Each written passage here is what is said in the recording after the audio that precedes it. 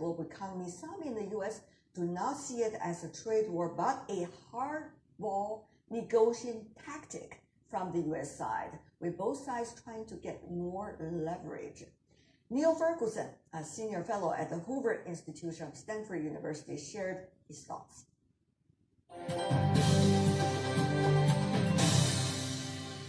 China-US trade relations. This is becoming the concern of everybody in the world. As a history professor, how do you see this apparent war going on right now?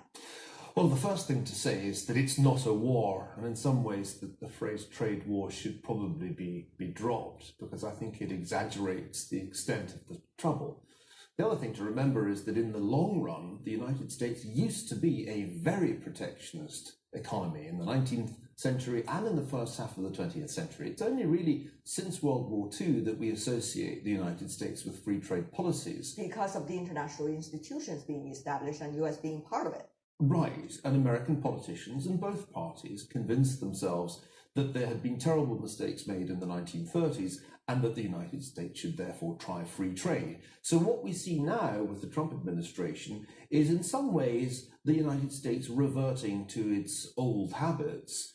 In some ways, one needs to see this as a negotiating game. This is something that President Trump specialized in his business career. And we can see, since he came into the White House, that there is a certain style. And it's not just on China trade that he's used this style. He's used it on a number of other issues. So I think we begin to get a sense of how he operates and what to expect. When we talk about the trade, you suggest that it was protectionism the U.S. has long been. And yet there's a huge fundamental difference between now and then.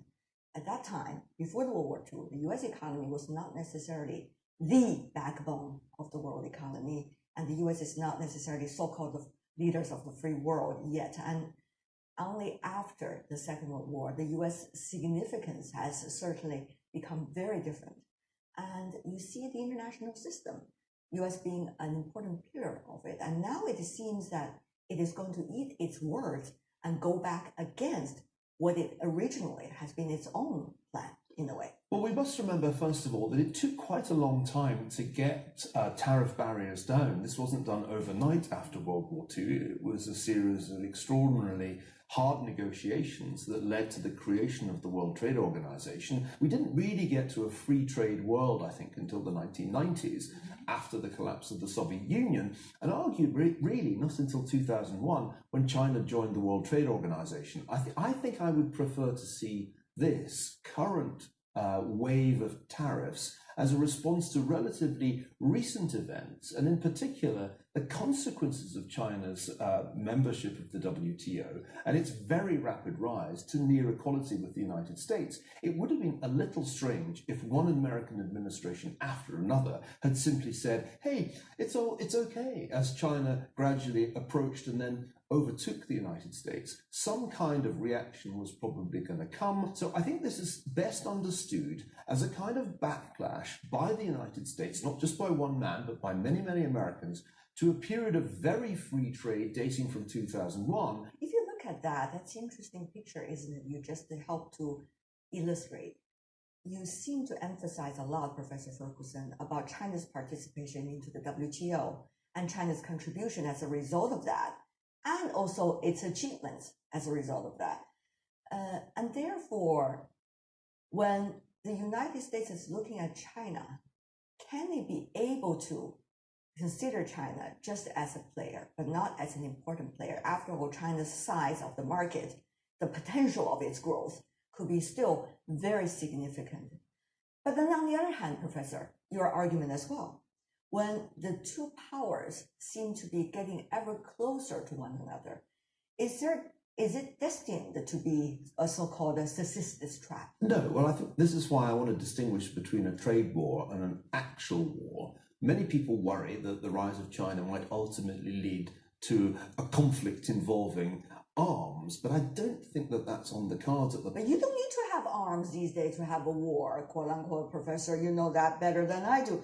A trade war is enough to destroy everybody, China, the United States, and others as well. I think that's just overstating it, to be honest. The tariffs that have been imposed, as I mentioned, should be regarded as part of a game. The goal is to renegotiate the trade relationship.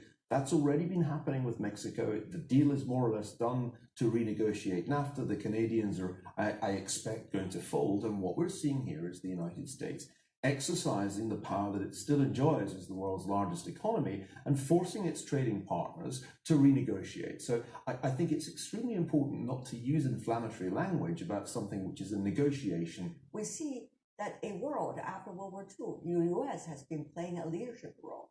Do you see the U.S. is receding from that role as a result of the recent withdrawals from international organizations and as a result of the U.S. asking for America first? Arguably, that's what the president should do as a president of a country, but on the other hand, the U.S. does have an international role to play. Many people feared when President Trump was elected that NATO would be under threat, that the United Nations would be under threat, the WTO would be under threat. But at this point, you can't say that the United States has withdrawn from those organizations. In fact, I think it's using them quite effectively.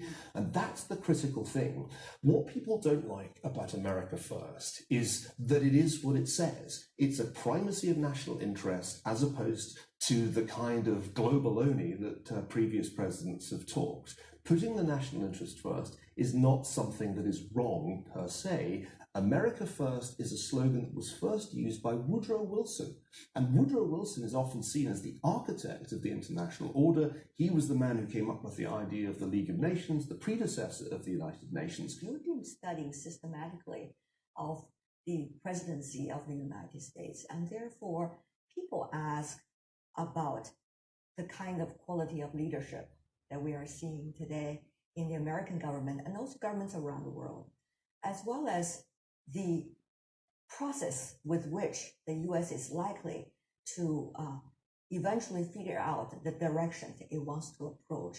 Your analysis, finally, before we go. The world and American journalists tend to attach too much importance to the president's personality and not enough to the structure of government. There are remarkable continuities in American policy between presidencies.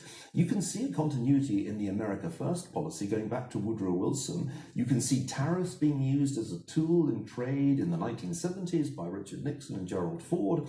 My advice to everybody who follows American politics is stop fixating on the president's personality. It's taking up too much of your time. You're being distracted in the way he wants you to be. Focus on what his administration does. Concentrate on the policies, concentrate on the outcomes, and recognize that most of what is going on now is just negotiation, and he's not the first American president to play hardball in a negotiation. A hardball playing America right now. Thank you so much, Professor Ferguson. It's always refreshing talking to you and hearing your insights. Thank you. Appreciate it. Thank you very much. Thank you, Professor.